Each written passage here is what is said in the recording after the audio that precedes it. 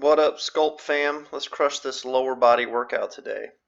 We're going to start with a rear foot elevated RDL. You're just going to pick your back foot up, be balanced, and bend at the waist. Don't bend the knee at all. Try to keep a vertical shin.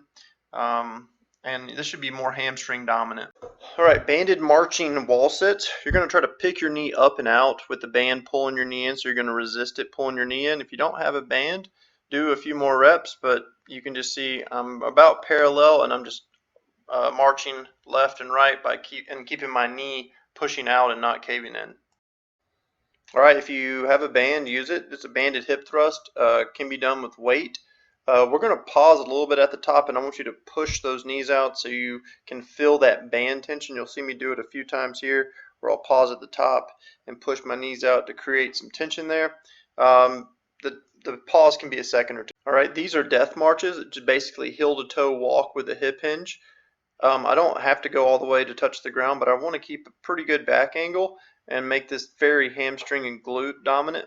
You'll just see I'll go heel to toe, bend, and just keep that going for the amount of reps. Weight or no weight. For these glute bridge walkouts, I prefer short, choppy steps so we can make as much ground contact as possible. We can still do it relatively quickly doing that, but want to stay statically moving, driving the heels down the whole time. For the goblet tall kneeling hip hinge, we're going to hold the weight on our chest. If we can, we'll cross our arms and make a Zercher position. That'll be a little bit easier. I just did that here, but we're just simply pushing the hips back and bending forward. I'm going to give you a side angle here in a second, and you'll just see I'm tall kneeling, squeezing my butt at the top, bending and pushing my hips back to my heels. And okay, Metcon movement number 1 will be a stagger stance glute bridge, 8 reps each position. Heel to toe, but the one foot's going to have the toe up and the other one's going to be down. We'll switch and just keep extending that hip at the top. Weight can be used or no weight. You can also use a band if need be. The next movement will be going into prisoner cyclist squats.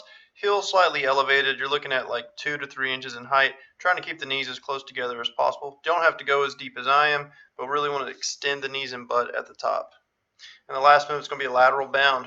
Explode left to right, pause a little bit, and just bound up